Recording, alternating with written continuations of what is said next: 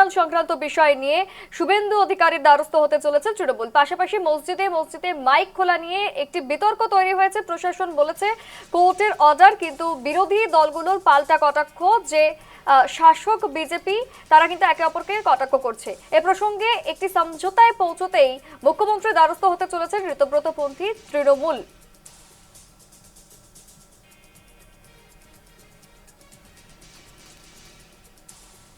সরকারের মুখ্যমন্ত্রী উনাদের কাছে আমাদের একটাই দাবি থাকবে যে এই যে কোর্টের নির্দেশে যখন ট্রাইব্যুনাল হয়েছে উনারা যাতে হস্তক্ষেপ করে কোর্টের মাধ্যমে প্রতিটি জেলায় জেলায় যেখানে বেশি সংখ্যক আজকে ট্রাইব্যুনাল পেন্ডিং আছে জেলা ওয়াইজ ধরে প্রতিটি জেলায় একটা করে ট্রাইব্যুনাল করে অল্প দিনের মধ্যে যাতে সেটাকে সলিউশন করা যায়, যাতে সঠিক ভোটার তালিকায় স্থান পায়, তারা যাতে আতঙ্কে না থাকে, আতঙ্ক মুক্ত হয়।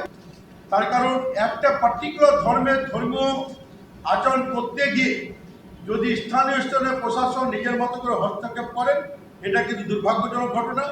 আমরা এই ব্যাপারটাও কালকে সিরিয়াসলি আমাদের পয়েন্টের মধ্যে আছে। আমরা মুখ্যমন্ত্রীর কাছে ব্যাপারটা আমরা নলেজে আনবো, যেখানে সব ধর্মের সমান অধিকার থাকা উচিত, সব ধর্মের সমানভাবে যাতে ধর্ম তারা পালন করতে পারে। একটা ধর্মের বেলায় একটা আইন, এখন মসজিদে আমাদের 5 ওয়াক্ত আজান হয়, এটা যুগ যুগ ধরে চলে আসছে। আমরা সুপ্রিম কোর্টের যেটা টাইম, সে টাইমটাকে আমরা মান্যতা দিয়েই আমরা নিশ্চয় চাইব।